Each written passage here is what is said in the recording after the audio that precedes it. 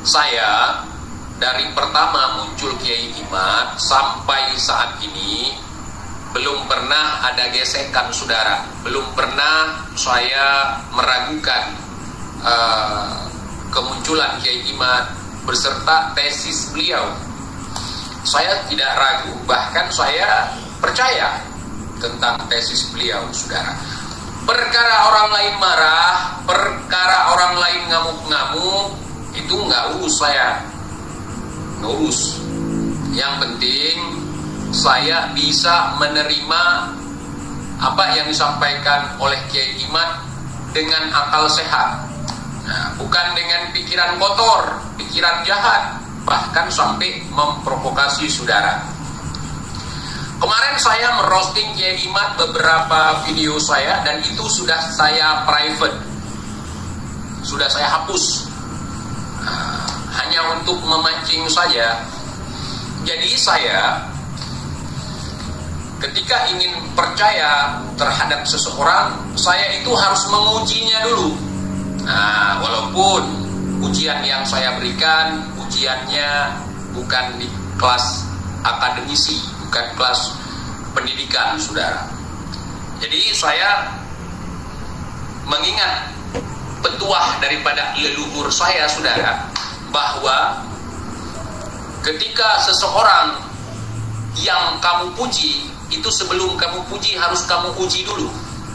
Nah, walaupun saya bukan siapa-siapa, dalam hal ini saya sudah menguji siapa itu Kiai Imad, bagaimana itu komitmen dia terhadap tesisnya, bagaimana keilmuannya. Walaupun saya orang awam, orang bodoh, ya kan?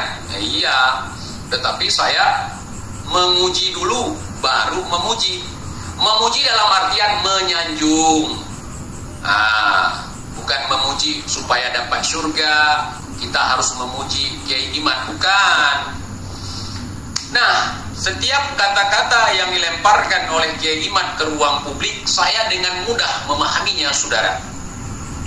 Ya, bahkan yang sekarang ini membuat orang-orang marah, benci, segala macam kepada Kiai Imad, justru saya sebaliknya.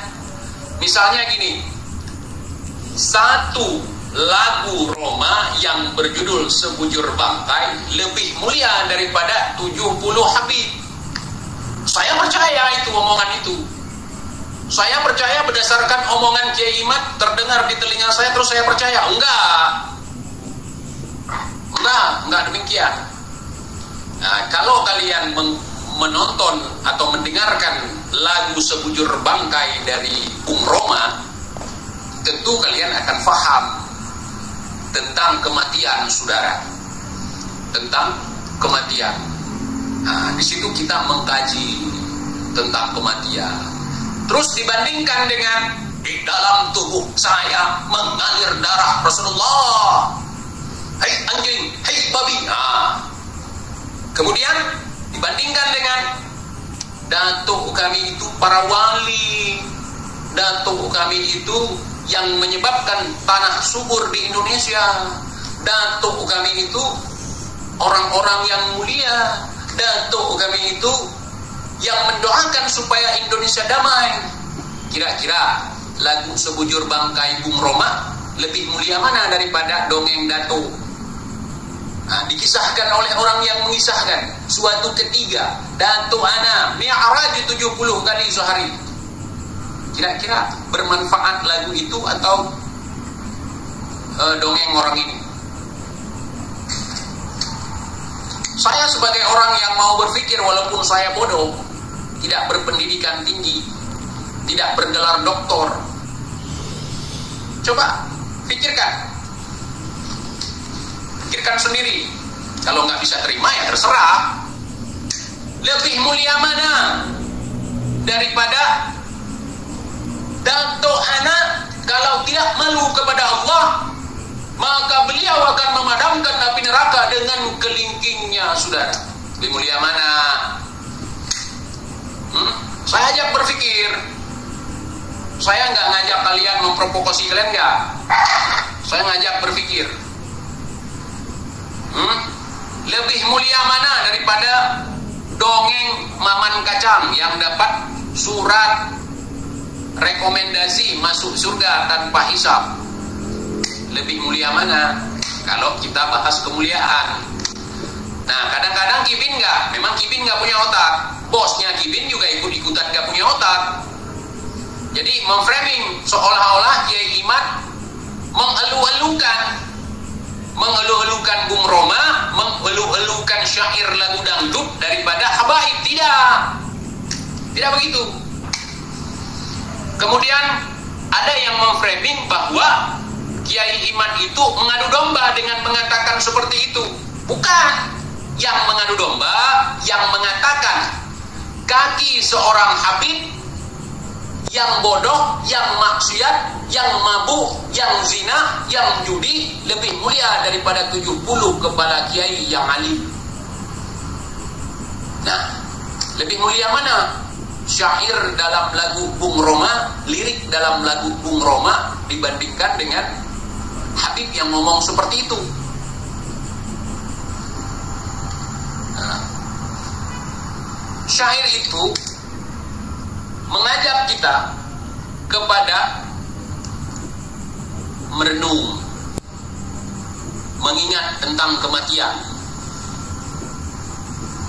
Sebaik-baik pelajaran dalam hidup kita adalah pelajaran ketika orang mengajak kita mengingat tentang kematian, saudara. Ya, jelas lagu itu lebih bermakna daripada dongeng-dongeng unyiliun itu. Terus kita bilang Kiai Imad mengadu domba, Kiai Imad menghasut, Kiai Imad memfitnah, Kiai Imad mengadu domba umat Islam. Hei, umat Islam di Indonesia itu untuk saat ini sudah tidak bisa lagi diadu domba, saudara. Yang ngadu domba itulah keturunan daripada Menir Usman, ante-ante Belanda. Yang marah-marahlah kalian. Menir Usman itu ante-ante Belanda bukan fitnah, kecuali Menir Usman itu memfitnah dirinya sendiri sebagai ante-ante Belanda. Buktinya di dalam kitab karangan beliau sendiri, beliau mengakui bahwa beliau ante-ante Belanda. Nah, kalian sebagai cucunya seharusnya ikut dong sama datuk kalian. Ante-ante Belanda. Mau kalian nunggang-nunggeng, kaki ke atas, kepala ke bawah pun tetap ante Belanda. Kita lihat dari selangkangan ante Belanda, kita lihat kepala ke atas ante Belanda, kita melengin ke kiri ante Belanda. Mau kayak mana pun ante Belanda. Coba bantah dong. Bantah dengan dalil, dengan kitab. Jajarkan kitab-kitab Menir Usman. Kira-kira ada nggak pernyataan Menir Usman yang pro terhadap perjuangan rakyat pribumi pada masa itu? Nggak ada. Nggak ada. Yang beliau pikirkan jabatan, kekayaan, kemegahan untuk anak cucunya. Menir Usman salah ngira. Menir Usman mengira bahwa kekuasaan penjajah Belanda akan selamanya berada di bumi Nusantara ini. Salah prediksi. Sehingga beliau membuat karya-karya dalam bentuk tulisan, dalam bentuk kitab, bahasa Jawi, bahasa tulisan Arab, bahasa Melayu, untuk mengenang beliau kepada anak cucunya. Ternyata salah. Dengan rahmat Allah yang maha kuasa, dengan rahmat Allah yang maha esa, mengantarkan Indonesia kepada pintu gerbang kemerdekaan yang bersatu, berdaulat, adil dan makmur, saudara. Salah prediksi. Nah, jadi tujuan beliau ngarang kitab seperti itu bahwa datuk mereka itu berjasa kepada Belanda, nanti dapat jatah dari jasa leluhurnya kepada Belanda, saudara. Gitu. Jadi kita jangan mau dibodohi oleh orang yang mengklaim dirinya si paling sempurna, mewarisi fisik Rasulullah, mewarisi akhlak Rasulullah, dan itu saja bohong, tidak ada bukti.